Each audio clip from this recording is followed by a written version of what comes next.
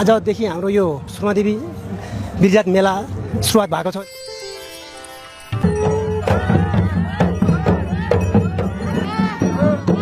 सुर्मादेवी वीरजात मेला यो सुर्मा गाउँपालिका मात्रको नभई सुदूरपश्चिमकै ऐतिहासिक धार्मिक तथा पर्यटकीय रूपमा प्रचलित हुन आउँछ। 12 पाली बाहुन कुवा भन्ने एउटा किंवदन्ती छ कि यसमा यो औँसीदेखि यो सम्पूर्ण भक्तजनहरूले त्यो एक छाक मात्र खाना खाएर व्रत लिएर बस्ने गर्छन्। त्यसमा त्यो व्रत बस्दाखेरि औँसीदेखि हामीले यो भात खान मिल्दैन, लसुन खान मिल्दैन, त्यो जुत्ता लाउन मिल्दैन यो जात्रामा होइन।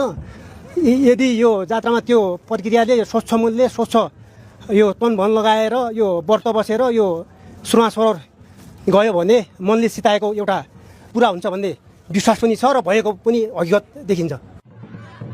दुर्गा बहिनीले के भन्यो भने त्यत्तिकै छिपिली सुर्मादेवी भए त सिकाएर लाग्यो भन्ने एउटा वचन थियो कि त्यो भएर ती सुर्मादेवीले ल म आफ्नो सुर्मादेवी म सिकाएर लाग्छु र आफ्नो हिस्सा खोजेर लिन्छु भनेको त्यो छ।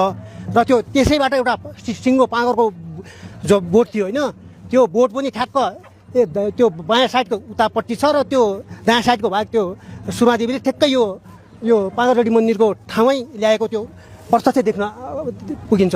उहाँ चाहिँ त्यो सुर्मादेवी आउँदाखेरि एउटा थारको त्यो पाली भनेको त्यो थारको भेष लिएर आएकी छन्। त्यहाँबाट जुजी हुँदै तपाईँको हट्याखोरी त्यो सेला यो पटुरी सैनिक हुँदै पुरै त्यो थारको भेष लिएर सिधै माथि सुर्मा सरोवरमा एउटा त्यो बेपत्ता भएको देखिन्छ।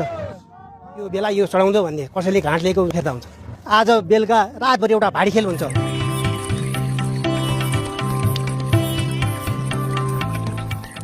यस कार्यक्रमलाई हामीले लगभग सुदूरपश्चिमकै नभएर विश्वलाई चिनाउने किसिमले हामीले यसपालि कार्यक्रम राखेका छौँ। टाढा र विदेशमा बस्नुहुने साथीहरूले पनि र त्यहाँका यहाँबाट गएर विदेशमा बस्नुहुने साथीहरूले चन्दा दिनुभएको छ। राम्रो कार्यक्रम गर्नु, यो सुर्मालाई सुर्मा पर्यटकीय क्षेत्रबाट चिनाउनु।